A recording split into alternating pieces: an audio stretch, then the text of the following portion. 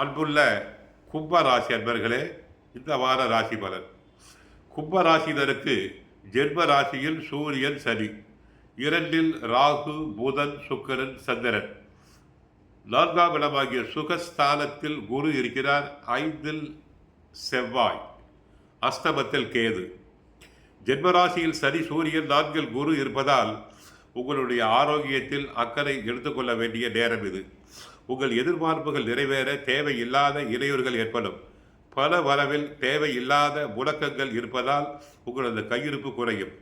பிறருக்கு தந்த வாக்குறுதிகளை குறித்த நேரத்தில் காப்பாற்ற முடியாது.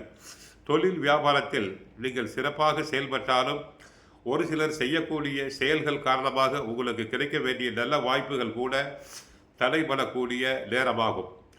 உங்கள் ராசிக்கு இரண்டில் ராகு சஞ்சரிப்பதால் நீங்கள் வெகுளித்தனமாக பேசினாலும் அதனை மற்றவர்கள் தவறாக எடுத்துக்கொள்வர்.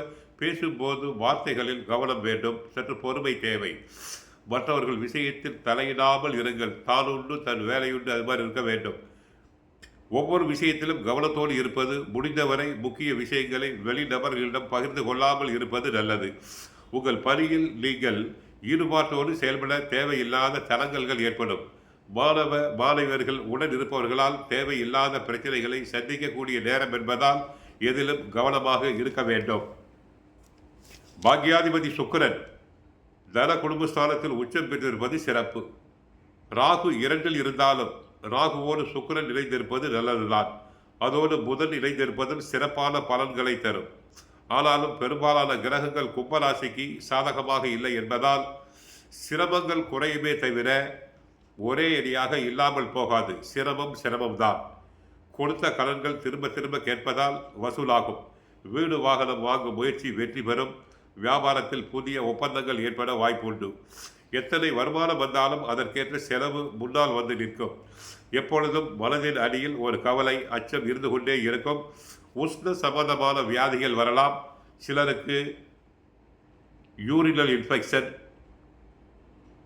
சிறுநீரகத்தில் கல் போன்றவை ஏற்படலாம். சுபகாரிய முயற்சிகளில் தடைகள், தாமதங்கள் ஏற்படும். அன்றாட பணிகள் பாதிக்கலாம். எக்காரணத்தை முன்னிட்டும் பிறர் பிரச்சனையில் தலையிடாமல் இருக்க வேண்டும். இரவு நேர பயணத்தை தவிர்க்க வேண்டும். சற்று பொறுமையாக இருங்கள். மார்ச் 29ஆம் தேதி நடைபெறும் சனி பெயர்ச்சியில் சனி, ஜென்ம சனி தங்களை விட்டு விலகுகிறார். நன்மை. அதன் பிறகு ஏற்படும் குரு பெயர்ச்சியில் மே 15ஆம் தேதி குரு பகவானும் தங்களுக்கு சாதகமாக வருகிறார். அதுவரை பொறுமையாக இருங்கள். கோவிலுக்கு சென்றால் ஆஞ்சநேயரை வழிபடுங்கள். கஷ்டங்கள் அனைத்தும் குறையும். சுந்தரகாண்டம் பாராயணம் செய்யுங்கள். வாழ்க வளமுடன். மங்களம் உண்டாகட்டும்.